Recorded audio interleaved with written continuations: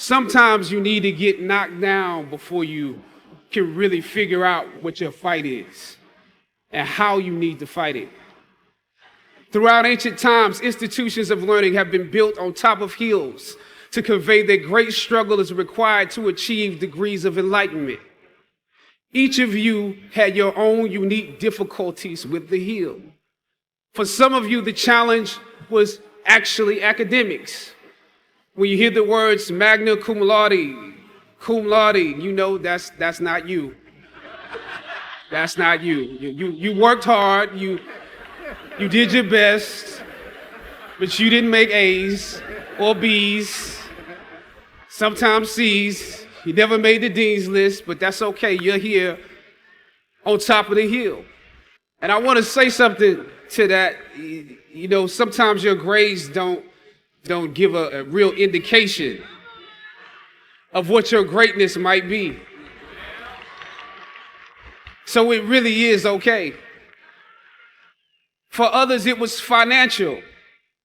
You and your family struggled to make ends meet every semester of your matriculation. You had to stand in one line to get to another line, to get to another line for somebody that might help you. You had to work an extra job or two, but you're here. For a lot of you, not all, but a lot of you, your hardest struggle was social. Some of you never fit in. You were never as cool and as popular as you wanted to be, and it bothers you. So your social struggles here became psychological. Even though you made it up the hill, you carry the baggage of rejection with you, but you're here. Or some of you went through something traumatic. You made it to the top of the hill, but not without scars and bruises.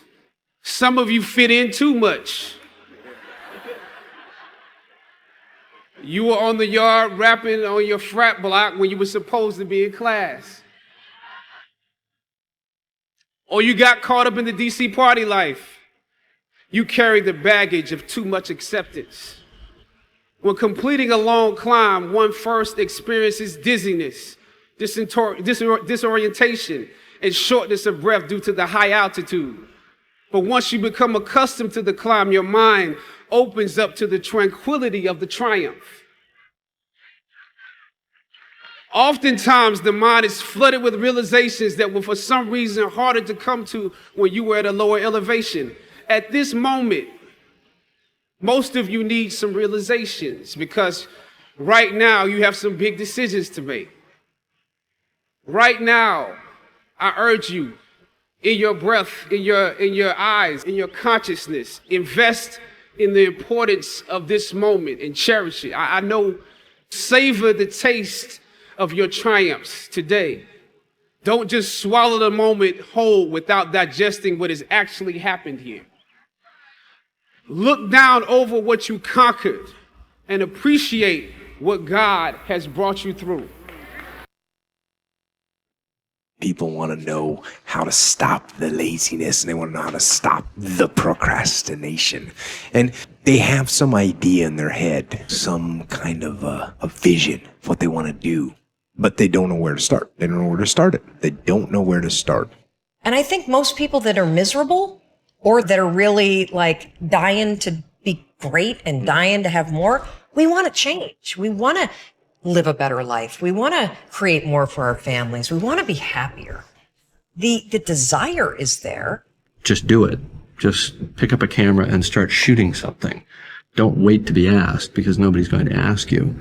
And don't wait for the perfect conditions because they'll never be perfect. It's a little bit like having a child. If you wait until the right time to have a child, you'll die childless.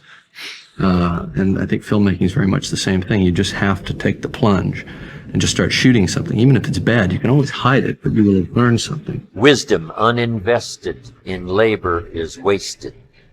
Attitude, even the highest of attitude, which is faith. Faith uninvested is wasted, produces nothing. So the name of the game is not faith. The name of the game is not philosophy.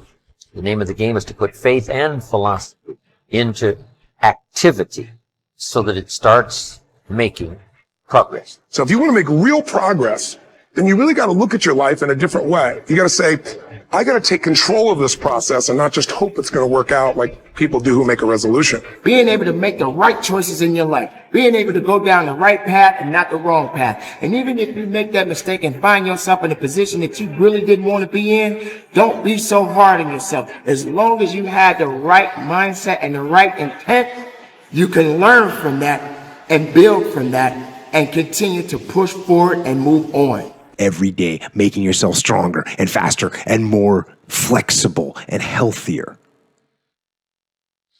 Reggie Jackson struck out 2,600 times in his career, the most in the history of baseball. But you don't hear about the strikeouts. People remember the home runs. Fall forward. Thomas Edison conducted 1,000 failed experiments. Did you know that? I didn't know that. Because the 1,001st was the light bulb. Fall forward. Every failed experiment is one step closer to success. You've got to take risks, and I'm sure you've probably heard that before, but I want to talk to you about why that's so important. You will fail at some point in your life. Accept it. You will lose. You will embarrass yourself. You will suck at something. There's no doubt about it. And I know that's probably not a traditional message for a graduation ceremony, but hey, I'm telling you, embrace it, because it's inevitable. And I should know. In the acting business, you fail all the time. Early on in my career, I auditioned for a part in a Broadway musical. Perfect role for me, I thought, except for the fact that I can't sing. I didn't get the job. But here's the thing. I didn't quit.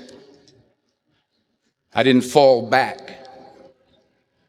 I walked out of there to prepare for the next audition, and the next audition, and the next audition. I prayed. I prayed, and I prayed.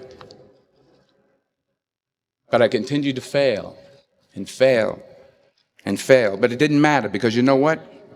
There's an old saying, you hang around the barbershop long enough, sooner or later you're going to get a haircut. So you will catch a break, and I did catch a break. Last year, I did a play called Fences on Broadway. But here's the kicker. It was at the Court Theater. It was at the same theater that I failed that first audition 30 years prior. The point is, every graduate here today has the training and the talent to succeed. But do you have the guts to fail? If you don't fail, you're not even trying.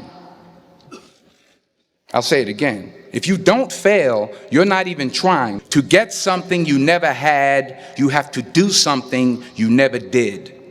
Imagine you're on your deathbed, and standing around your deathbed are the ghosts representing your unfulfilled potential. The ghost of the ideas you never acted on. The ghost of the talents you didn't use. And they're standing around your bed, angry, disappointed, and upset. They say, we came to you because you could have brought us to life, they say. And now we have to go to the grave together. So I ask you today, how many ghosts are going to be around your bed when your time comes? Nothing, absolutely nothing is impossible. You can begin again. You can believe God again. You can trust again. You can be successful. You can overcome your addictions. You can heal. You can feel alive again. This is when you realize that those things are possible. You are getting a breakthrough. So I want to encourage you right now.